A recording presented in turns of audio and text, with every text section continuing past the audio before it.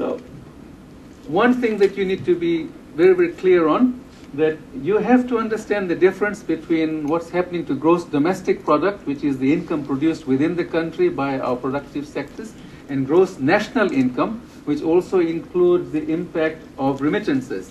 Now, listen, remittances are a very, very undervalued and ignored source of income, because even if you have $300 million a year, which is the kind of official flows, there's of course a lot of other flows coming in which the Reserve Bank and others are not able to monitor.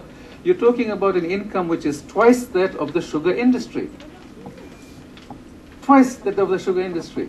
And government and taxpayers don't have to do anything whatsoever to earn this remittance money, apart from the original capital investment in human capital, who are going out there working as security guards and nurses and caregivers and all that. So if you look at those two graphs, you can see the GDP per capita, which is that red line at the bottom.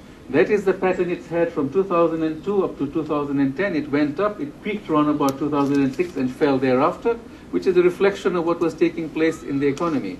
And there's a very good publication by the Bureau of Stats, which has come out a couple of months ago, which is called Key Economic Statistics, March 2012, which gives you all the data on GDP, on industrial output, on output of agricultural commodities, etc., up to 2010. And they all reinforce that idea which is there given that red line. That black line, which is on the top, is the gross national income per capita. It's all derived from World Bank data.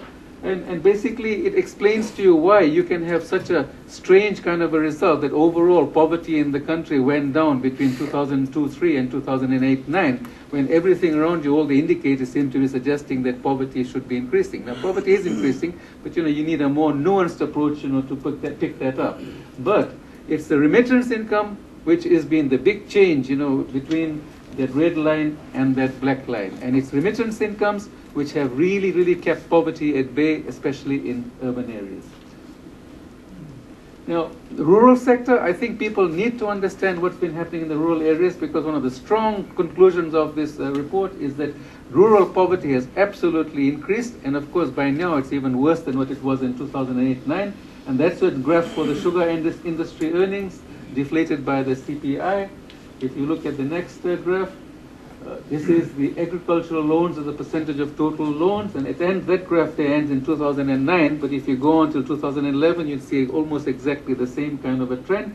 Basically, the conditions in the rural area have been absolutely deteriorating, and later on when you're looking at food security later in the day, you'll see a very, very interesting perspective on it. It suggests that in the rural area, we are worse off today than we were in 1991.